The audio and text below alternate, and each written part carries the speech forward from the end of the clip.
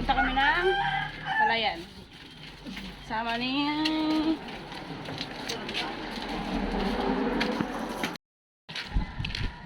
Nagdam na kagputo ta. Nadi po to. Yan eh. Kasi isa katag.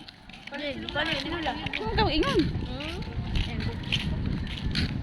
Kami na bukid. Kasi si Joy. Dito nga guys, ay daan to papunta sa aming pupuntahan doon sa may Palayan. Dito pong lugar na ito ay tinatawag po na upper. Tinatawag siyang upper kasi paakyat siya. May upper bang pababa? Para ka namang hindi na grade 1. Yung daan. Hingal ko eh.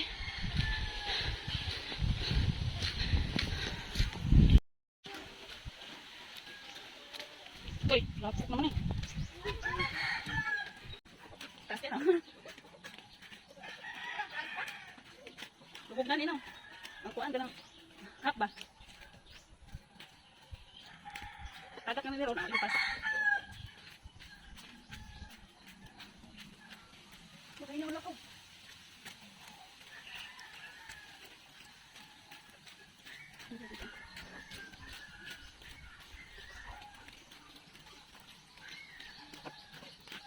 Look nice.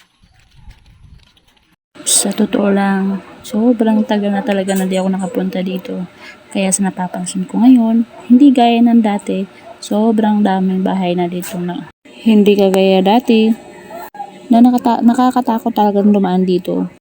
Dahil ngayon, sobrang dami ng bahay ang makikita sa lugar na to.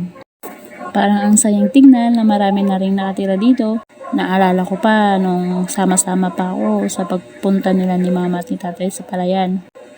Kahit ano pang taas ng pananim na yan, hindi talaga ako takot. Pero sa ngayon na dumaan ako, nararamdaman ko na natatakot ako. Dahil sa nakikita nyo, puno-puno ng saging. Pero doon sa unahan may mga bahay na naman yan dyan. Pero dati dyan, ni isa, wala kang makikitang bahay. At nakakatuwa lang din na yung daanan, kung dati ay sobrang putik niyan. Kapag ka maulan, pag minalas ka at padadapa ka pa at madudulas. Pero sa ngayon, kung nakikita nyo naman, sa mga hindi na nakakadalaw dito, sa mga hindi na nakakauwi ng probinsya, maganda na po ang daan papunta dun sa bukid. Na kung tawagin ng mga taga dito dati, Milagrosa. At kung hindi ako nagkakamali, Milagrosa po talaga ang tawag dun. Kasi dati, bago pa man ako na ipanganak, ay doon talaga nakatira sila si mama. Tindahan to. Naali, ano? Dagan, ang silingan na. Lagi mo yung balayo. At yan nga ay sobrang aking tuwa dahil may nakita na naman ako ngayon may nakatira. Dahil gaya nga ng aking sabi, wala talagang nakatira dyan dati kahit ni isang bahay. Kung may makikita ka man dati ay yung kubo-kubo lang.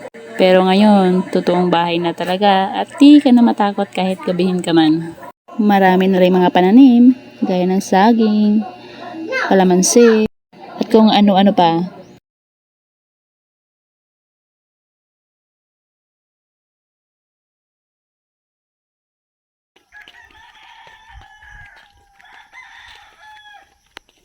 Kapag naglakaw tao eh.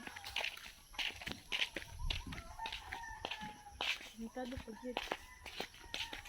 Okay na, ingon din na. Dati naalala ko pa, yung bahay na yan hindi ko makakalimutan. Lagi ko yung pinupuntahan, kumukuha kami ng bunga ng mga bayabas, papaya, yung buongon, sobrang dami. Yung dating mala Spider-Man kong move, ngayon hindi ko na magagawa dahil parang nakakatakot ng umakyat. Yung dating sobrang taas na kaya kong akyatin, ngayon kahit dyan sa baba hindi ko na kayang abutin. Ayan na nga natatanaw na namin yung aming pupuntahan.